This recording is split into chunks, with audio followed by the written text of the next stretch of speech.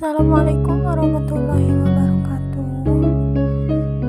Kali ini saya akan membahas tentang konsep dan tugas perkembangan, disusun oleh saya sendiri bersama saya Yani Rahmania. Saya dari PGRI semester 2, mata kuliah perkembangan peserta didik, dan diampu oleh dosen Bapak Asep S. Rosman, SOSIMPD. Saya berkuliah di Sekolah Tinggi Agama Islam Karisma, yaitu di Cicurug, Sukabumi. Langsung saja ke pembahasan, yaitu konsep dan tugas perkembangan anak. Konsep perkembangan adalah perubahan-perubahan yang dialami oleh individu atau organisme menuju tingkat kedewasaan, atau yang biasa disebut dengan maturity, yang berlangsung secara sistematik, progresif, dan berkesinambungan, baik mengenai fisik maupun psikis. Di sini ada menurut Lefranc Joyce berpendapat bahwa konsep perkembangan mempunyai makna yang luas, mencakup segi-segi kuantitatif serta aspek-aspek fisik psikis seperti yang terkandung dalam istilah-istilah pertumbuhan, kematangan, dan belajar atau pendidikan dan latihan. Di sini ada tugas perkembangan menurut Hufigros adalah tugas yang muncul pada saat atau sekitar satu periode tertentu dari kehidupan individu, dan jika berhasil akan menimbulkan fase bahagia dan membawa keberhasilan dalam membawa tugas-tugas berikutnya. Tugas perkembangan adalah berbagai ciri perkembangan yang diharapkan timbul dan dimiliki setiap anak pada setiap masa dalam periode perkembangannya. Di sini ada pengertian tugas perkembangan. Tugas perkembangan adalah belajar menyesuaikan diri terhadap pola-pola hidup baru, belajar untuk memiliki cita-cita yang tinggi, mencari identitas diri, dan pada usia kematangan mulai belajar memantapkan identitas diri. Dari Elizabeth B. Harlock tahun 1978 menurut teori dorongan motivasi yang dikemukakan oleh Morgan itu bahwa segenap tingkah laku distimulir dari dalam, bahwa motivasi adalah merupakan dorongan sekaligus sebagai sumber daya penggerak melakukan sesuatu yang berasal dari dalam dirinya. Di sini ada tugas perkembangan adalah suatu perjalanan hidup seseorang terhadap pola-pola baru dalam hidupnya untuk belajar agar memiliki cita-cita yang tinggi yang bersumber dari dalam diri sendiri untuk menemukan identitas dirinya, yang prosesnya berlangsung secara kontinu dan disesuaikan dengan norma-norma sosial serta kebudayaan yang berlaku. Dan di sini jadi tugas-tugas perkembangan itu adalah sebuah hal yang harus dilakukan oleh individu yang mana menurut keberhasilan dalam melaksanakan tugas tersebut agar tercapai kata kebahagiaan atau kepuasan batin oleh individu yang berkaitan dengan sikap, perilaku, dan keterampilan yang dimiliki oleh individu sesuai dengan jenjang usia individu tersebut. Tugas-tugas perkembangan memiliki 3 tujuan, yaitu yang pertama ada sebagai petunjuk bagi individu untuk mengetahui apa yang diharapkan masyarakat dari mereka pada usia-usia tertentu. Yang kedua, ada memberikan motivasi kepada setiap individu untuk melakukan apa yang diharapkan oleh kelompok sosial pada usia tertentu sepanjang kehidupannya. Dan yang terakhir di sini ada menunjukkan kepada setiap individu tentang apa yang akan mereka hadapi dan tindakan apa yang diharapkan dari mereka jika nantinya akan memasuki tingkat perkembangan berikutnya.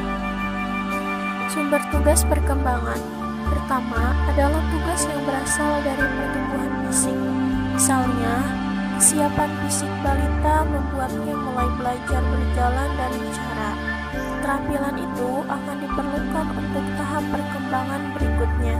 Misalnya, untuk bermain bersama teman-teman. Di usia remaja, pertumbuhan fisik hormonal memunculkan rasa ketertarikan pada lawan jenis. Di sini, ada tugas perkembangan untuk belajar menjaga sikap pada lawan jenis. Kedua, ada tugas-tugas yang berasal dari kematangan kepribadian. Yang ini terkait dengan pertumbuhan sistem nilai dan aspirasi. Misalnya, di usia SD mulai muncul kesadaran akan perbedaan kelompok sosial dan ras. Maka di usia ini ada tugas perkembangan untuk bisa menyikapi dengan tepat perbedaan tersebut. Ketika beranjak remaja, muncul harapan tentang karir, sehingga di sini muncul tugas untuk mulai mempelajari pengetahuan dan keterampilan sebagai persiapan kerja. Dan selanjutnya, jenis tugas perkembangan ketiga adalah tugas yang berasal dari tuntutan masyarakat. Contohnya, di usia SD, anak akan diharapkan sudah bisa baca tulis. Di usia dewasa, seseorang dituntut melakukan tanggung jawab sebagai warga sipil seperti membayar pajak dan memiliki pekerjaan. Dan di sini kita ada poin terakhir, yaitu tugas perkembangan masa remaja serta implikasinya dalam pendidikan. Menurut Hafikrus, tahun 1991 didefinisikan tugas perkembangan adalah tugas yang muncul pada atau sekitar periode tertentu dalam kehidupan individu, pencapaian sukses yang mengarah pada kebahagiaannya, dan untuk sukses dengan tugas selanjutnya. Sementara, kegagalan mengarah pada ketidakbahagiaan pada individu, ketidaksetujuan oleh masyarakat, dan kesulitan dengan tugas-tugas selanjutnya. Bagian penting dari konsep ini yaitu adalah gagasan bahwa setiap tugas dikuasai secara ideal pada tahap perkembangan tertentu dan bahwa penguasaan tersebut diperlukan untuk kelanjutan pengembangan yang optimal. Adapun yang menjadi sumber daripada tugas-tugas perkembangan tersebut menurut Hafikrus adalah kematangan fisik, tuntutan masyarakat atau budaya dan nilai-nilai, dan aspirasi individu anak atau masa anak sekolah. Menurut Hafikrus tahun 1961 yaitu yang pertama ada belajar ketangkasan fisik untuk bermain. Yang kedua, pembentukan sikap yang sehat terhadap diri sendiri sebagai organisme yang sedang tumbuh. Yang ketiga, belajar bergaul yang bersahabat dengan anak-anak sebayanya. Oke, selanjutnya di sini ada poin keempat, yaitu belajar peranan jenis kelamin. Poin kelima, mengembangkan dasar-dasar kecakapan membaca, menulis, dan berhitung. Yang keenam, mengembangkan pengertian-pengertian yang diperlukan guna keperluan kehidupan sehari-hari. Ketujuh, mengembangkan kata hati, moralitas, dan skala nilai-nilai. Yang kedelapan, belajar membebaskan ketergantungan diri.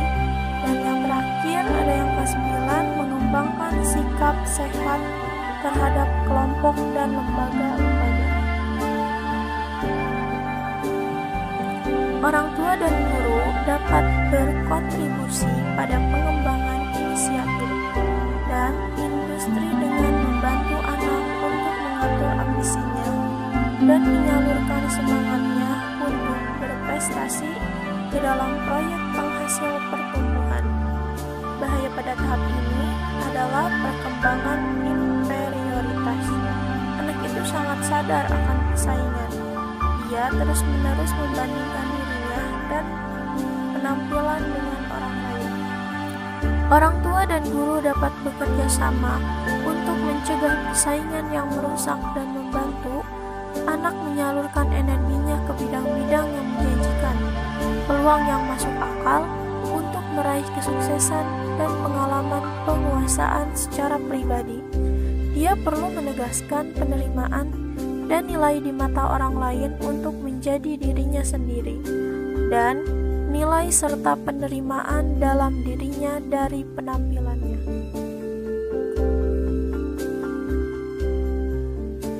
Tugas perkembangan pada tahap anak akhir menurut Blocher tahun 1974 adalah yang pertama di sini ada belajar membaca dan menghitung, yang kedua belajar menghargai dirinya sendiri dan merasa dihargai oleh orang lain.